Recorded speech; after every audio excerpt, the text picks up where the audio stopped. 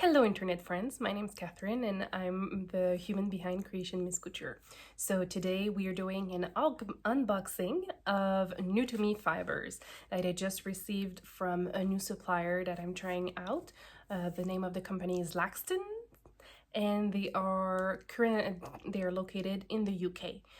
So one of the reasons I was very excited to try them out is because it's a sheep to mill.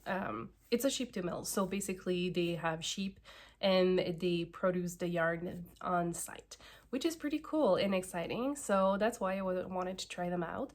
That, and they had some very fun and unique blend of sheep that I wanted to try out.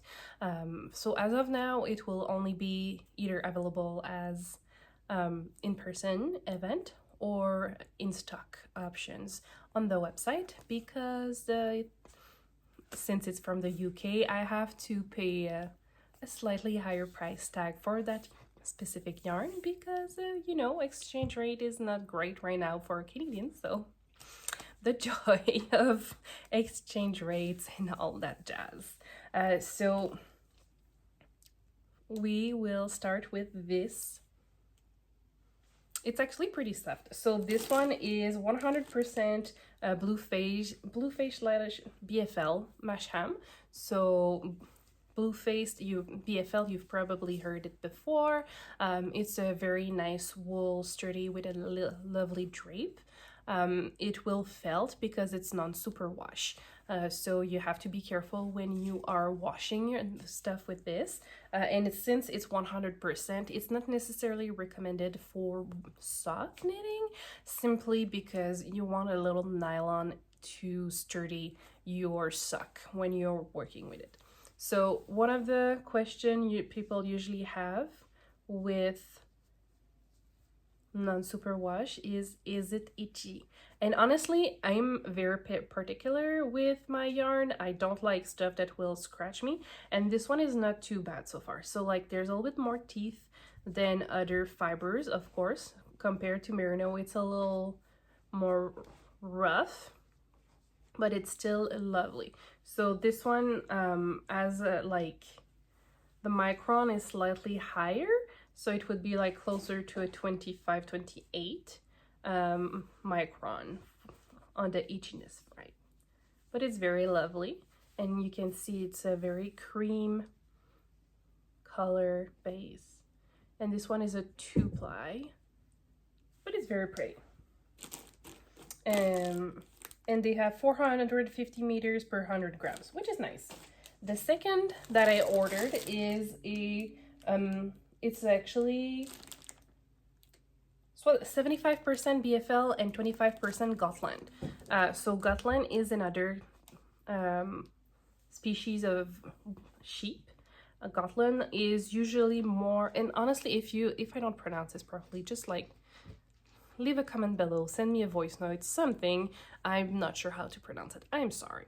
Okay, so Gotland is a really nice sheep when you need something that will be more sturdy, more like not necessarily sturdy, but if you're looking for something that will if you're living in a colder climate, it's going to be really great for you. And this sheep has been specifically bred also to be like more weatherproof kind of, so it's a little bit more water resistant, but it also comes, like all sheep that are non-superwash will have certain like water resistant simply because of the lanolin in it, but this one is specifically bred for colder climates, so it's a pretty soft too. And you can see, like, compared to other sheep, there's this gray hue in it compared to just the BFL. So the Gotland brings this really lovely gray color into the yarn, and when you're dyeing, it is definitely something that you need to keep in mind because it will affect your final color at the end. So like it's absolutely something that you do need to take into consideration if you're dyeing something that, if you want to go into pastel, it might not shine as much as on a cream base like this one. but it could be fun. And this is when your color theory comes into handy to see like which colors will be like neutralizing that gray, because sometimes yellow can neutralize it. So it's definitely something that you need to keep in mind. And the other one, so this one has actually been treated. It is 100% BFL, but it has been treated, so it is considered superwash, and you can put it in the washing machine. So this one is made for sock, so it is sock weight. It is a 2-ply yarn. It's very like, and you can see already, well, no, you cannot see it, but I can feel the difference between the treated and the untreated. So, and you can also see that this one has like a little halo, where this one doesn't have a halo. So that's another difference, that like the treatment for to have like superwash yarn makes. Like there's more, like it looks fluffier, and this one looks like neater. And both of them are 100%. So they don't have like other stuff, nylon or another shape blend into it. So this is something that if you want something with a halo, sometimes superwash yarn is not your best friend in that sense. But it's very soft. It is a little softer than the non-superwash, which is normal because the treatment will do that. And I have a last one, which this one is a blend of BFL and nylon. So this one I specifically purchased in the idea of making socks. And I think it's very pretty. And even the nylon add some softness to it. I always felt that nylon does bring softness. Not only the treatment of superwash yarn, but the nylon itself will bring softness and a bounce to your yarn.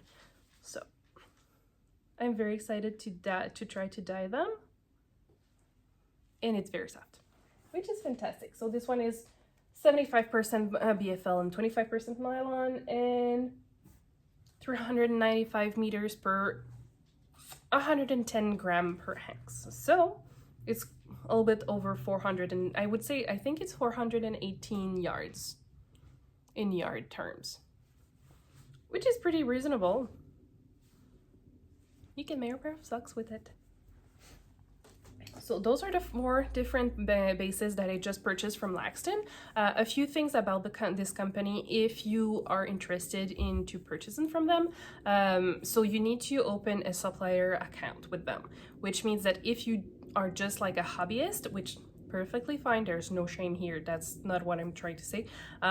If you're just a hobbyist, it might not be, well, if you have more than one friend that wants to try it out and you're willing to split the cost of bringing this yarn to whichever country you are, it could be an interesting thing to do, but there is some requirements. So you need to purchase a minimum of 10 pack of yarn per purchase. So one pack comes with 5 skeins of yarn, which is pretty reasonable.